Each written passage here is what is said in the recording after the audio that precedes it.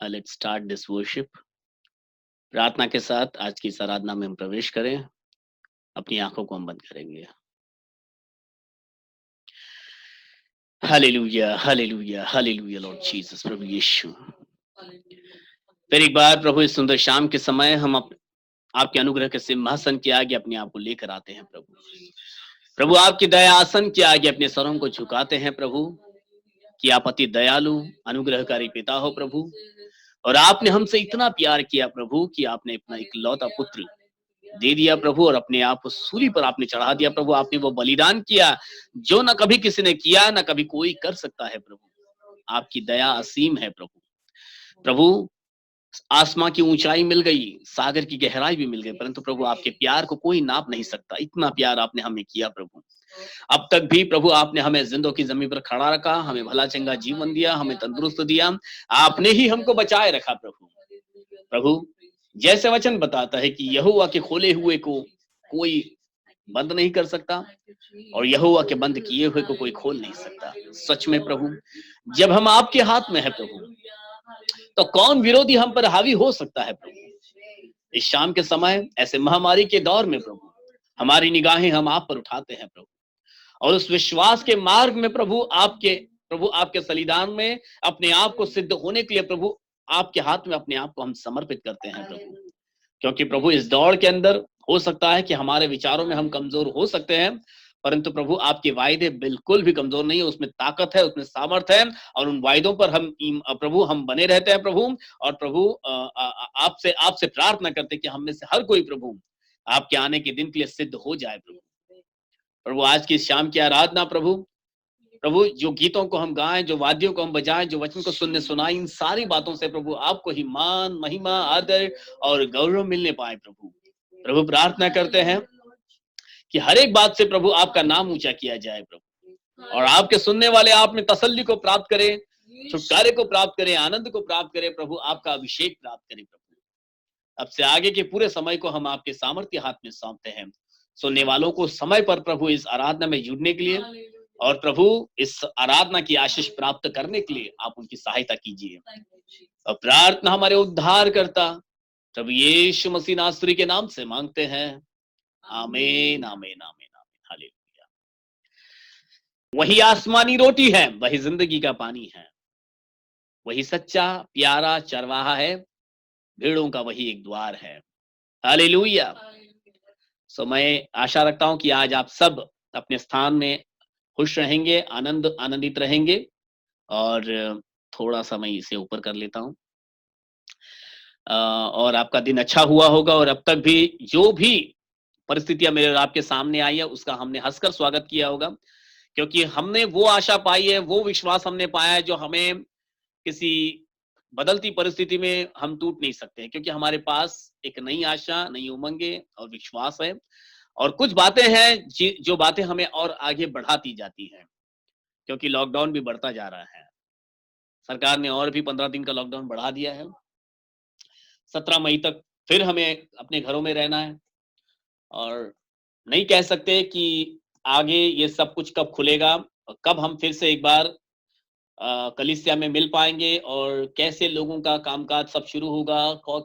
मतलब कल के बारे में हम में से कोई नहीं बता सकता कि कल क्या होगा। एवरीथिंग इज अनसर्टेन, मतलब कुछ भी नहीं कहा जा सकता। परंतु एक सत्य बाइबल मेरे और आपके सामने रखी है, जिसके अंदर भेद की बातें हैं, जो भेद की बातें हमें कामयाबी की तरफ लेकर जाती है। ये भेद की बातें हमें अंत तक सिद्ध रखती हैं, स्थिर रखती हैं। वचन के ऊपर हम थोड़ा गौर करेंगे, अपनी बाइबल को हम निकालेंगे, और बाइबल में से कुछ आयतों को पढ़ते हुए प्रभु के और नजदीक जाएंगे हम, क्योंकि ये वचन ही है, ये बाइबल ही है जो हमें प्रभु के संग बनाए रखता है। यदि हमारे जीवन से इन वचनों को हम हटा देंगे, और इस आराधना के समय को अपने जीवन से हम हटा देंगे, तो हमारे लिए बहुत ही कठिन होगा परिस्थितियों का सामना करना। परंतु प्रभु का धन्यवाद हो कि प्रभु ने हमें जीवता कलाम मेरे और आपके हाथ में दिया है, जो हमें, जैसे हमने गीत गाया, हर रोग की वही एक दवा है, हर पाप का वही एक बलिदान है, उसके कोड़े खाने से हम सब पाक हुए, साफ हुए।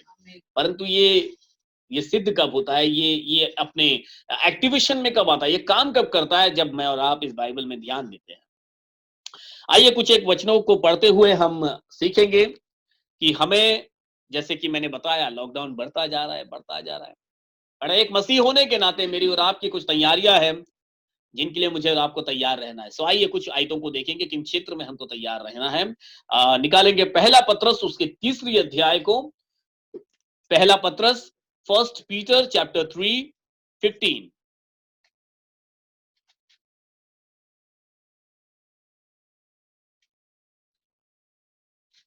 आप सब अपनी बाइबल को निकाले होंगे, सो यू कैन रीड। आप लोग पढ़ सकते हो। प्रभु जानकर, परंतु मसीह को प्रभु जानकर अपने अपने मन में पवित्र समझो, अपने अपने मन में, अपने अपने जीवन में, अपने हृदय में उसको पवित्र समझो।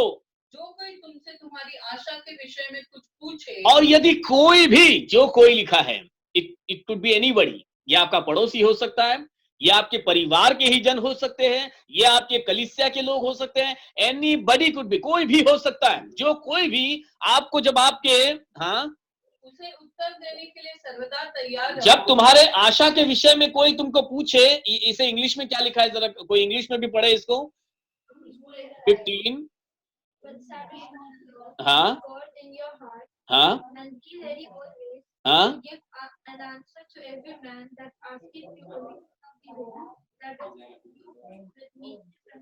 तो ये आपकी आशा के बारे में यदि कोई आपको पूछे, या दूसरे शब्दों में मैं कहूं, भाई आपका विश्वास क्या है, कोई आपको पूछ सकता है, किस विश्वास में चलते हो। हम तो इस विश्वास में चलते हैं, और हमारा ये विश्वास है, हमारी ये मान्यता है, हम तो, हमारी आशा तो ये है, परंतु आपकी आशा क्या है, आपका विश्वास क्या है, क्या इसका उत्तर आपके पास है। वचन तो बताता है कि जो कोई तुमसे तुम्हारी आशा के विषय में पूछे, या आपके विश्वास के विषय में पूछे, तो उसे उत्तर देने के लिए सदा तैयार रहो। Are you ready? So today we have to judge ourselves, we have to क्या बोलते हैं उसको, करेक्ट ourselves, और we have to क्या बोलते हैं, अपने आप को आप अभ्यास कीजिए, अपने आप से पूछे, अपने आप में उन बातों को ढूंढे, क्या मैं तैयार हूं। सदा तैयार रहो। अब यहाँ पर तैयारी तो बहुत लोग करते हैं। आई थिंक मैं इसका थोड़ा सा भाग आज बताऊंगा आपको, और हो सका तो थोड़ा सा भाग मैं आने वाले दिनों में बताऊंगा, बट इसी एक भाग पर मैं आपको कुछ बातें बताना चाहता हूँ। वचन तो हमने पढ़ा कि जब कोई हमारे विश्वास के बारे में हमसे पूछे, तो हमें उनको उत्तर देने के लिए हमेशा तैयार रहना चाहिए। और जहां तक मैं जानता हूं, हम सब तैयार रहते हैं, परंतु हमारी तैयारी अलग अलग तरीके की होती है। आज इस बात को मैं आपको बताना चाहता हूं। हम में से कई लोग इतना दृढ़ विश्वास में चलते भी हैं, बाइबल के कई भेदों को जानते भी हैं, सच्चे वचन को हम जानते हैं, सच्चाई को हम जानते हैं, और फिर जब कोई मेरे और आपके सामने अन्य जाति तो छोड़ ही दो, अन्य जाति को जब बोलना होता है, तब हमारे जबान पर कई बार ताले लग जाते हैं। लेकिन जब एक विश्वासी ही हमारे सामने खड़ा हो जाता है, और थोड़ा विश्वास अलग होगा उसका, आप समझ सकते हो, मैं उन किसी अन्य विश्वासों का अन्य विश्वास का नाम नहीं लेना चाहता हूं, लेकिन मैं आपको बताना चाहता हूं, कुछ अन्य विश्वासी यदि आपके पास आ जाते हैं, वे भी यीशु मसीह को जानते हैं, थोड़ा बहुत मान्यताओं में फर्क है। मैं मानता हूं कि बाइबल के अनुसार यदि सत्य के साथ हम नहीं चलेंगे, तो ये बिल्कुल भी जो है हमारे लिए आगे बढ़ने के लिए मान्यता प्राप्त नहीं होगा। ये हमारे लिए आगे चलकर ये एक जो है, हमें स्वर्गीय राज्य में प्रवेश करने के लिए बड़ी कठिनाई का ये सबक बन सकता है। तो प्रभु ने हमें चुना है कि हम इस सत्य को लोगों तक पहुंचा सके। लेकिन होता क्या है यहाँ पर, क्योंकि मैं सत्य जानता हूं, क्योंकि उस सत्य को मैं मानता हूं, क्योंकि उस सत्य पर मैं चलता हूं, तो मुझे बाइबल तो अच्छे से मालूम है। लेकिन जिसको नहीं मालूम है ना, उसके साथ हमारा व्यवहार बिल्कुल कठिन और बिल्कुल अलग तरीके का होता है। यदि आप मेरे इशारे को समझ रहे होंगे, लिखा है उसके नीचे, उसका उत्तर लिखा है, यदि सर्वदा तैयार रहो उसको उत्तर देने के लिए। लेकिन कैसे? वचन लिखा है, नम्रता और भय के साथ। तो आप सही विश्वास कर रहे होंगे, आपको अच्छा वचन मालूम भी होगा, आप सही भी कर रहे होंगे। इसका मतलब ये नहीं होगा कि सामने वाले को आप, या जिसको आपको उत्तर देना है, जिसने आपसे प्रश्न पूछा है, उसको उत्तर देने के समय आप उसका निरादर कर दो, आप उसका दिल तोड़ दो, आप उसको क्या बोलते, लांछन डालो उनके ऊपर, या उनको आप कुछ भी गलत शब्दों के साथ उनका जो है उनको, उनके नाम को नीचे कर दो। ऐसा ना होने पाए। नम्रता के साथ, सत्य को तो हमें लोगों तक पहुंचाना ही है, यह हमारी प्राथमिकता है। क्योंकि यदि सत्य कोई जानेगा नहीं तो वो आजाद भी नहीं होगा। मैंने और आपने सत्य जाना है, हम तो आजादी के साथ में आगे बढ़ते जाएंगे। लेकिन कोई है जिसको सत्य नहीं मालूम है, परंतु थोड़ा बहुत बाइबल पढ़ रहा है, थोड़ा बहुत बाइबल के अनुसार वो जी रहा है, उनको लगता है कि वो सही कर रहे हैं। लेकिन अगर हमें इन बातों को या हमारी आशा के बारे में, हमारे विश्वास के बारे में जब उनको बताना है, तो वो नम्रता, सलोने शब्दों के साथ में, प्यार के साथ में, उसके कई एक तरीके हैं।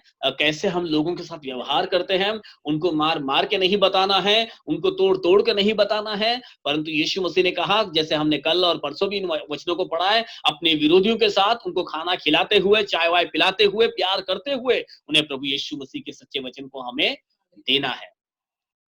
ये भी मुझे बताना बहुत जरूरी है। मैं रोज रोज आशीषों की बातें करता रहूंगा, प्रभु यीशु मसीह के लहू की बातें करता रहूंगा, सत्य को आपने हम एक दूसरे के साथ में बांटते रहेंगे। परंतु यदि हमने सत्य को जान लिया और इन सत्य को जब दूसरों तक हम सही रीति से पहुंचा ही नहीं सकेंगे, तो मेरा सिखाना भी सही नहीं होगा। तो जब हम सत्य को जान रहे हैं, उस आजादी को लेकर चल रहे हैं, तो यह हम सबों की जिम्मेदारी बन जाती है। जितने हम सत्य को जान रहे हैं, लोगों को जब हम बताएं, तो उस बताने में एक प्रेम, एक बलिदान, और उनको करीब लेना, उनकी बातों को सुनना, उनके विचारों को जानना। क्यों, अगर वे गलत विश्वास में हैं तो क्यों गलत विश्वास में हैं, कैसे उनको सही में ला सकते हैं। लेकिन ऐसे मैं कईयों को जानता हूं जो प्यार से इन बातों को लोगों तक नहीं पहुंचाएंगे। अरे तुम तो नरक में चले जाओगे, अरे तुम तो वहां पर बाहर दरवाजे के बाहर ही खड़े रहोगे, एक ना अनेक ऐसी विरोधाभास बातें कर कर उनके दिल को ही तोड़ दो, फिर वो कभी आपका चेहरा देखना भी नहीं चाहेगा। चाहे कितना अच्छा सत्य आप जानते होंगे, क्या फायदा। कि मैं और आप अगर सत्य को जानते हैं और उस सत्य के साथ नम्रता ही हमारे अंदर नहीं है, प्रेम ही हमारे अंदर नहीं है, जबरदस्ती हम किसी के दिल के अंदर इस सत्य को डाल नहीं सकते हैं, जबरदस्ती उनके कानों के अंदर इन शब्दों को घुसा नहीं सकते हैं। लेकिन जब आप प्यार से 2 शब्द बोलोगे, तो वो दो की जगह 20 शब्दों को सुन लेगा वो। परंतु अगर उसमें प्यार होगा, तो यदि हम प्रेम के साथ में इन वचनों को उनके साथ बांटेंगे, तो कितना भी कठोर विश्वास का चलने वाला होगा, वो हमारे लिए, हमारी बात सुनने के लिए बैठेगा, वो सुनेगा, क्योंकि वचन ही ऐसा बताता है। फिर एक बार मैं पढ़ना चाहूंगा। पर मसीह को प्रभु जानकर अपने अपने मन में पवित्र समझो। मसीह पवित्र है, इसको अपने हृदय के अंदर अधिकाई से बसा दो। फिर लिखा है, जो कोई तुमसे तुम्हारी आशा के निमित्त पूछे, आशा के विषय में कुछ भी पूछे, यानी कि आपके विश्वास के विषय में, कि भाई आप क्या आशा रखते हो, आपका क्या विश्वास है, बाइबल में आप किस तरीके से बाइबल को देखते हो, यीशु मसीह को आप कैसा देखते हो, यीशु मसीह को अपने जीवन में कैसा ये आप अनुकरण करते हो, तो आपके पास जवाब होना चाहिए। ऐसा नहीं कह रहा हूं कि जवाब ही नहीं देना किसी को, क्योंकि भाई मैं तो बहुत कड़क बोलता हूँ, क्योंकि मैं तो सही बोलता हूँ, क्योंकि मैं तो किसी का सुन के नहीं लेता हूँ, अब मैं तो फिर भाई बर्दाश्त नहीं कर पाता हूँ। तो ऐसी चीजों को हमें एक तरफ रख देना है। परंतु जब हमें कोई पूछे, तो उनको जवाब देने के लिए, मतलब दूसरे शब्दों में, ऐसे लोगों को समझाने के लिए हमारे पास तैयारी होनी चाहिए। ऐसा कभी ना हो, अरे मैं तो चर्च जाता हूँ ना, काफी है मेरे लिए, थोड़ा वचन मैं सुन लेता हूँ ना, मेरे लिए काफी है। लेकिन कई बार जब हमारे पास ये अवसर आता है कि हम किसी को ये वचन बताएं, यानी कि सुनने वालों को मैं बोल रहा हूँ, जो हम कलीसिया के अंदर सालों से एक साधारण विश्वासी बनकर जा रहे हैं, और सिर्फ वचनों को थोड़ा देर सुन रहे हैं, प्रार्थना में शामिल हो रहे हैं, अपना दान दशमांश दे रहे हैं, और फिर मेरी जिम्मेदारी खत्म, ऐसा कहकर और ऐसा मानकर नहीं चलेगा। प्रभु ने यदि मुझे और आपको बुलाया है, नियुक्त किया एक जगह पर, हमें एक विश्वास की पहचान दी है, तो प्रभु की यह मर्जी है कि हम उसके गवाह बने। हमें गवाही देनी है। लेकिन क्या फायदा यदि गवाही हम अपने ही 4 लोगों में देते बैठेंगे, जो हमें पहले से ही जानते हैं, जो हमारे विश्वास के बारे में जानते हैं, जो हमारी सारी आशा जानते हैं, तो उसमें क्या अर्थ। परंतु यदि जिसको नहीं मालूम उनके सामने आप गवाह बनो, तो ये परमेश्वर के लिए बड़ी बात होगी। वचन लिखा है, हमेशा गवाही देने के लिए तैयार रहना है। लिखा है, जो कोई तुमसे तुम्हारी आशा के विषय में कोई पूछे, तो तुम उत्तर देने के लिए तैयार रहो, सर्वदा तैयार रहो। नहीं मैं सिर्फ रविवार के दिन तैयारी करूंगा, नहीं मैं सिर्फ शुक्रवार के दिन तैयारी करूंगा, फलाना दिन ही तैयारी करूंगा, नहीं, हर समय तैयार रहें। समय असमय तैयार रहना ही है। तो तैयार रहना, लेकिन कैसे तैयार रहोगे? ऐसे छुरी तलवार लेकर नहीं, ढाल और लाठी लेकर नहीं, कठिन शब्दों को लेकर नहीं, अपने शब्दों के अंदर, जैसे जबान को तो बाइबल कई बातें बताती है, आप याकूब की पुस्तक के अंदर पढ़ सकते हो। याकूब 3 अध्याय में आप जाकर पूरा पढ़ लेना, आपके इस जबान से निकलने वाले शब्दों को बाइबल क्या बताती है। इसे एक आग बताती है, इसे एक तलवार बताती है, और इसे एक दोधारी तलवार बताती है, और ये बहुत सारी इसको उपमाएं हैं। जंगलों को जला देने वाला, जहाजों का रुख मोड़ देने वाला, इस जबान में इतनी ताकत है। तो इस जबान को हमें कैसे इस्तेमाल करना है। जब हम अपनी आशा के बारे में किसी को बोलेंगे, तो हमारी जबान वहां पर क्या कार्य करेगी? क्या जंगलों में आग लगा देगी, या उस जहाज का रुख मोड़ देगी? जो आपका सुनने वाला होगा ना, हो सकता है वो एक बहुत बड़े जहाज नुमा कठिन हृदय का हो सकता है, जिसको मोड़ना आसान नहीं होता।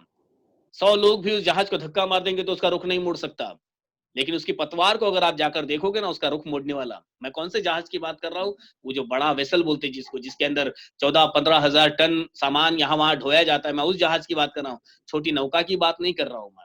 उतने बड़े जहाज को भी मोड़ने के लिए उसकी पतवार जाकर आप देखोगे तो बहुत छोटी सी पतवार होती है उसका रुख मोड़ने वाली। जबान को उस पतवार की उपमा दी गई है। तो आप जब सामने वाले से बात कर रहे होते हो, किसी को आपकी गवाही दे रहे होते हो, तो गवाही सुनने वाला उस जहाज नुमा बड़े से कठोर हृदय को भी लिए हुए खड़ा हो सकता है, लेकिन आप उसका भी रुख मोड़ सकते हो, उसके भी विश्वास को आपके विश्वास की दिशा में लेकर जा सकते हो, लेकिन इसका सही इस्तेमाल करना। यदि सही इस्तेमाल नहीं हुआ, तो जहाज किनारे पर नहीं लगेगा, परंतु उसी जगह पे डूब जाएगा। Are you getting my point? Am I right? तो परमेश्वर ने मुझे और आपको उस जहाज का कप्तान बनाकर रखा है। हम उस जहाज के कप्तान हैं, जो ऐसे बड़े बड़े जहाजों को मोड़ने के लिए बनाए गए हैं। परंतु कई बार हम अपना वैल्यू खो देते हैं, हमारी जो महत्वता है उसको हम भूल जाते हैं, क्योंकि परिस्थितियों के अनुरूप हम सिर्फ अपने आप को ही देखने लग जाते हैं, अपने आप आसपास के परिसर को ही देखते रह जाते हैं, लेकिन ये भूल जाते हैं कि प्रभु ने मुझे और आपको क्यों नियुक्त किया हुआ है, क्यों मुझे और आपको बुलाया है। वचन तो हमने सालों से सुना है, वचन तो हमने सालों से मनन किया है, अपने घर में भी पढ़ा, चर्च में भी पढ़ा, लेकिन फिर भी इस वचन को किसी के हृदय के अंदर नहीं डाल पाया हम, तो क्या फायदा। गवाही दे मसीही तू गवाही दे, गीत भी है इसके ऊपर, बहुत अच्छा गीत है। मुझे अच्छे से गाने को नहीं आएगा, लेकिन मुझे उसके बोल याद है। गवाही दे मसीही तू, बता तुझे क्यों, मतलब इसमें ऐसा लिखा है कि तू गवाही दे मसीही, यदि तू गवाही ना देगा तो बता प्रभु ने तुझे क्यों बुलाया है। तो गवाही दे, तैयार है, परंतु कैसे गवाही देगा? क्या कठोर शब्दों के साथ, आड़ तोड़ करते हुए? नहीं, वचन तो बताता है नम्रता और भय के साथ। आपके शब्दों में नम्रता तो पहली चाहिए, नरमी चाहिए, कोमलता चाहिए, प्रेम चाहिए, सबसे उत्तम बात भय चाहिए। परमेश्वर को भय मानकर कि जो तू बोल रहा है, जो गवाही तू दे रहा है, उसमें अपनी महिमा जरा भी ना ढूंढना। Sometime when we give testimony, जब हम गवाही देते हैं, जब कुछ बातें, अच्छी बातें हम लोगों के साथ में साझा करने होती, तो हमारे अंदर ये बात आ जाती, this is only I know, see I am doing something and I, so don't do that. It's यहाँ पर लिखा है भय के साथ करना। डरना क्यों है? क्योंकि जो भी मैं कर रहा हूं, ये अपनी महिमा के लिए नहीं, परंतु परमेश्वर की महिमा करने के लिए कर रहा हूं। क्योंकि परमेश्वर ने जब मुझे ये जिम्मेदारी दी है, तो मुझे डरते हुए इस नियम को पूरा करना। डरते हुए मतलब वो डर नहीं बोल रहा हूं कि यदि आपने गलत कर दिया तो आसमान से एक बड़ा सा पत्थर आकर सर पे गिर जाएगा, ऐसा वाला डर नहीं। वो डर, जिस डर के अंदर आदर है परमेश्वर के प्रति। डर दो प्रकार का होता है। एक डर आपको रात को सोने भी नहीं देगा, ऐसा घबराहट लगेगा, भूत आया, क्या पत्थर गिर जाएगा, घर गिर जाएगा। और आज नया डर आ गया लोगों में, क्या कोरोना हो जाएगा। परंतु मैं इस डर की बात नहीं कर रहा, मैं उस डर की बात कर रहा हूं जिस डर के अंदर आदर होता है। एक आदर वाला डर भी होता है, अरे यदि मैं ऐसा नहीं करूंगा तो जिसका मैं भय कर रहा हूं, जिसका मैं डर कर रहा हूं, उसको अच्छा नहीं लगेगा। जिसको मैं आदर कर रहा हूं, मतलब यदि परमेश्वर का आदर आपके हृदय के अंदर है, यदि आप परमेश्वर के लिए वो कर रहे हो, तो उस आदर के साथ, उस भय के साथ, उस डर के साथ कि जो भी मैं करूं ये परमेश्वर की महिमा के लिए होने पाए। तो हमें नम्रता के साथ करना है। दूसरी बात, हमें भय के साथ में करना है। So always we have to, मतलब मेरे पास काफी बिंदु थे बोलने के लिए, लेकिन ये इसी एक ही बात ने मुझे इतने समय रोक दिया है कि मुझे और आपको प्रभु के लिए तैयार रहना है।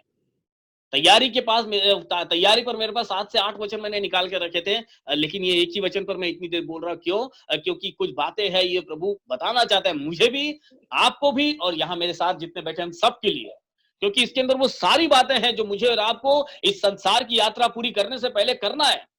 क्योंकि मेरी और आपकी बुलाहट सिर्फ इसीलिए नहीं है कि हमारा राशन भरा रहे, मेरी और आपकी बुलाहट सिर्फ इसीलिए नहीं है कि हमारे पास अच्छे अच्छे कपड़े और गाड़ियां रहें, लेकिन मेरी और आपकी बुलाहट किसी मकसद से है।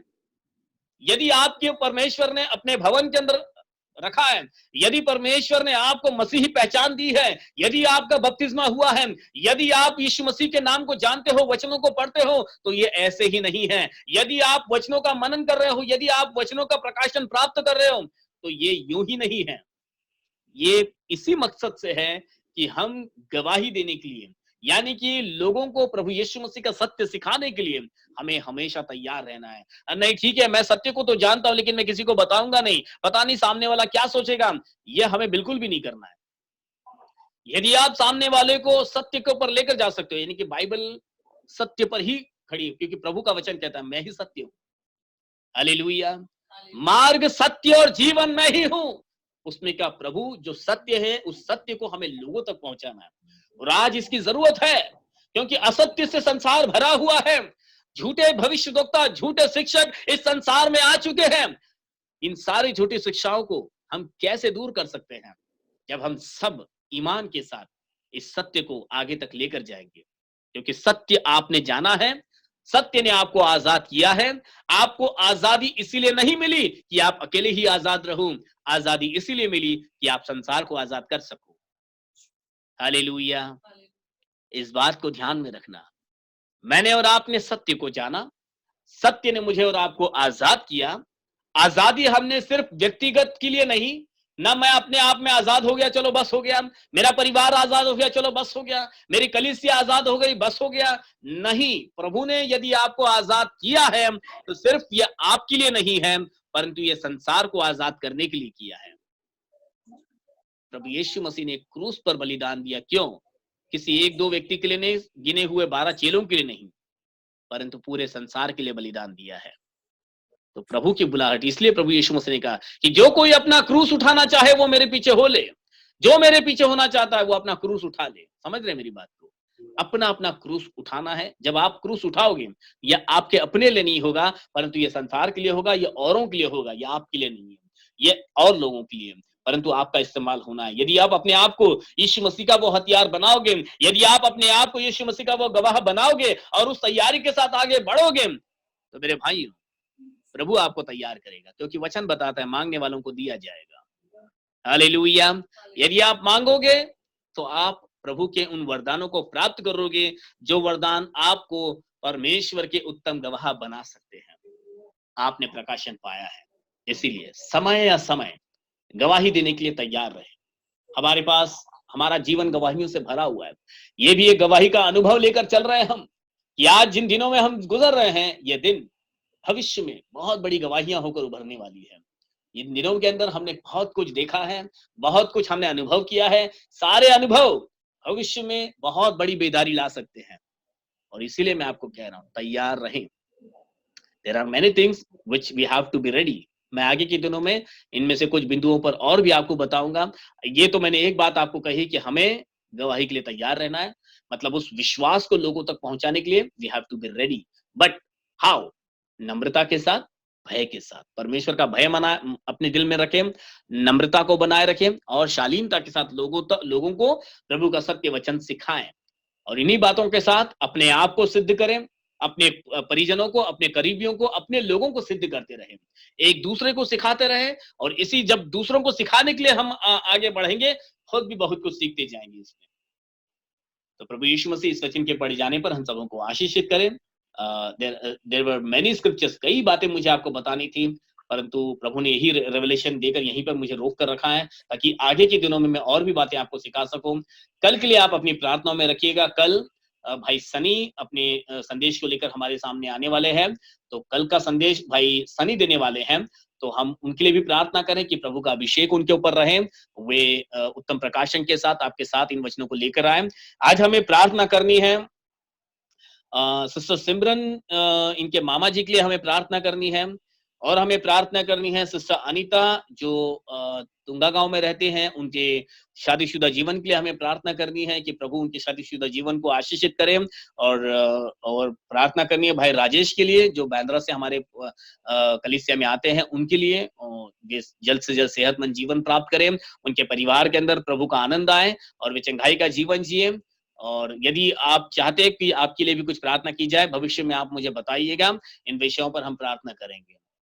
आइए हम प्रार्थना करें। हम प्रार्थना के लिए आज चाहेंगे कि हमारे साथ में आज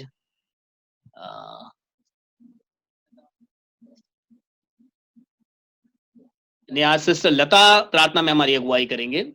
सिस्टर लता करकड़ा।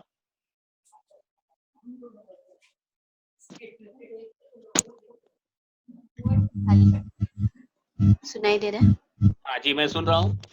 हाँ। Hallelujah, hallelujah, hallelujah. Praise the Lord, praise the Lord. प्यारे यीशु मसीह, धन्यवाद देते आज के सुंदर समय के लिए प्रभु यीशु मसीह, कि आज तक आपने हम में से हर एक को सुरक्षित रखा, हर एक परिवार को संभाले रखा प्रभु। देश भर में छाई हुई जो भी बीमारी प्रभु शैतान ने डाल रखी है, उस सब से आपने हमें बचाए रखा है प्रभु। इसके लिए धन्यवाद देते हैं। हर एक परिवार के एक एक लोगों के लिए हम मांगते प्रभु, हर एक को सुरक्षित रखो, अच्छे आरोग्य में, अच्छे सेहत में रखो, और ये भी कि जल्द से जल्द ये बीमारी खत्म हो जाए प्रभु। इसे डांट दो आप प्रभु कि ये खत्म हो जाए प्रभु। हालेलुया। प्यारे यीशु मसीह, हर एक की रिपोर्ट नेगेटिव आई जो अस्पतालों में पड़े प्रभु यीशु मसीह, हर एक को चंगाई भरा जीवन दो प्रभु, और फिर से पहले जैसा सब कुछ अच्छा होने दो यीशु मसीह। ओ यीशु मसीह, हर जो प्रार्थना कर रहे हर एक परिवार के लिए मांगते प्रभु, उनको, उस परिवार को आप अपने आशीषों से भर देना प्रभु यीशु मसीह। हर एक की जरूरतों को पूरा करना, जो भी चिंता, परेशानी, दुख, तकलीफों में, उनकी तकलीफों को जानने वाले खुदा आप हो यीशु मसीह। उन तकलीफ, चिंता, परेशानियों को आप दूर करना Yeshu Masih. Hallelujah, hallelujah, hallelujah. Praise the Lord. प्यारे यीशु मसीह, हम आपको कितना भी धन्यवाद देंगे कम है प्रभु। आज हम में से हर एक परिवार आपके सामने प्रार्थना करने के लिए एक समय पे बैठने लगे प्रभु यीशु मसीह। पहले हम नहीं बैठते थे प्रभु यीशु मसीह, लेकिन ये समय हम दे रहे हमारे परिवारों के लिए आशीष है प्रभु यीशु। हालेलुया प्रभु। इसी तरह हम हमेशा प्रार्थनाएं करते रहे, आपको याद करते रहे, आपकी स्तुति करते रहे यीशु। धन्यवाद हर एक बात के लिए प्रभु यीशु मसीह। हर एक को अच्छा रखो यीशु, हर एक की चिंता, परेशानी, दुख, तकलीफों को दूर करना, और जो भी प्रार्थना रिक्वेस्ट आई है प्रभु, जैसे कि सिमरन सिस्टर के मामा है और जो भी बीमारी में पड़े प्रभु, उन सबको चंगाई भरा जीवन दो। हर एक परिवार में शांति समाधान बनाए रखना, हर एक परिवारों को आप अपने आशीषों से भर देना यीशु। धन्यवाद, धन्यवाद प्रभु यीशु मसीह। यही छोटी सी प्रार्थना, इसे सुनो और कबूल करो। आमीन, आमीन, आमीन। Hallelujah Lord Jesus. प्रभु यीशु, फिर एक बार प्रभु आपके चरणों में हम इस विनती को लेकर आते हैं प्रभु, जैसे सिस्टर लता की प्रार्थना प्रभु आपने स्वीकार की है, हम आपसे मांगते हैं प्रभु सिस्टर सिमरन के मामा जी के लिए प्रभु, उन्हें जो भी तकलीफ हुई है प्रभु, उनके शरीर में जो भी प्रभु यीशु मसीह तकलीफें डिटेक्ट हुई है प्रभु, सारी बातों को प्रभु, चाहे वो कोई भी तरह का रोग क्यों ना हो, इस वक्त प्रभु यीशु मसीह के लहू के द्वारा शुद्ध किया जाए प्रभु। प्रभु आपके कोड़े खाए जाने से हमने चंगाई को प्राप्त की है, वो इसी समय आपकी चंगाई को प्राप्त करें, सिर से लेकर पैर तक प्रभु आपके अभिषेक को प्राप्त करें। ऐसे सिस्टर अनीता के लिए प्रार्थना करते हैं प्रभु, उनके शादीशुदा जीवन के लिए हम प्रार्थना करते हैं प्रभु, आपका आनंद और आपकी शांति उस परिवार में आए प्रभु, और उत्तम गवाहियां उस परिवार में आने पाए प्रभु। भविष्य में प्रभु सिस्टर आपके कलीसिया में आकर आपकी उत्तम गवाही को देने के लिए प्रभु, ऐसा सामर्थ का काम अपने जीवन के अंदर अनुभव करें प्रभु। ऐसे प्रार्थना करते भाई राजेश के लिए प्रभु, उन्हें भी चंगाई का जीवन दीजिए प्रभु, आरोग्य का जीवन दीजिए प्रभु, और उनके पूरे परिवार पर आपकी सुरक्षा का बाड़ा लगाइए प्रभु। ऐसे प्रभु जितने भी परिवारों ने अपनी मुश्किलों और तकलीफों को आपके चरणों में रखा प्रभु, सभी परिवारों का ताबा आप लीजिए प्रभु। प्रभु आपकी कलीसियाओं का अभिषेक कीजिए प्रभु। हम जितने भी प्रभु इस आराधना में जुड़े हैं प्रभु, जितने भी प्रभु आपके पवित्र नाम से प्रभु प्रभु आपके सामर्थ की मांग करते हैं प्रभु, हर एक परिवार आपके लहू का अभिषेक प्राप्त करें। जैसे आपने प्रभु निर्गमन की पुस्तक के अंदर इस्राएलियों को प्रभु यीशु मसीह उस महामारी से बचाया प्रभु, प्रथम बच्चों को मरने से प्रभु आपने उनको बचाया प्रभु, आपके लहू से उनको सुरक्षा दी प्रभु। ऐसे प्रभु आपके विश्वास करने वाले आपके रक्त की सुरक्षा को प्राप्त करें प्रभु, और प्रभु ऐसे महामारी के समय प्रभु वे आपके साए में प्रभु सुरक्षित रहे प्रभु यीशु मसीह। जैसे अब तक भी प्रभु आपकी दया हम पर बनी रही प्रभु, आगे भी प्रभु आपकी दया हम सबों पर बनी रहे प्रभु। प्रभु आगे के हर एक जरूरतों को भी आप पूरा कीजिए प्रभु। यह लॉकडाउन तो बढ़ता जा रहा है प्रभु, परंतु इसके अंदर होने वाले हर नुकसान से आपके लोगों को आप बचाइए प्रभु। आपके जितने भी बुलाए हुए हैं, जितनों ने प्रभु आपको अपना मसीहा करके माना है प्रभु, आपको अपना उद्धार करता करके माना है प्रभु, उनके खतों को भरा पूरा रखिए, उन्हें हर कमियों से दूर रखिए प्रभु, परंतु उनकी हर जरूरत को अपनी दया के भंडार से आप पूरा कीजिए प्रभु। ऐसे मांगते हैं प्रभु कि जल्द ही ये लॉकडाउन खत्म हो जाए, आपके लोग अपने घरों से बाहर निकलकर आजादी का अनुभव ले प्रभु, और आपके गवाह बने प्रभु, आपकी महिमा करे प्रभु। प्रभु अब तक भी आपने हमको संभाला, आगे भी आपकी दया हम सबों पर बनी रहे। अब प्रार्थना हमारे उद्धार करता प्रभु यीशु मसीह नासरी के नाम से मांगते हैं, सब मिलकर कहेंगे आमीन आमीन आमीन आमीन। स्वर्गीय मर्त्य पाताल के खुदावन प्रभु यीशु मसीह का अनुग्रह और उसकी दया, प्रभु यीशु मसीह की आशीषें और शांति हम सबों के संग प्रभु यीशु मसीह के दूसरे आगमन तक बनी रहे। आमीन आमीन आमीन आमीन। Thank you Lord Jesus.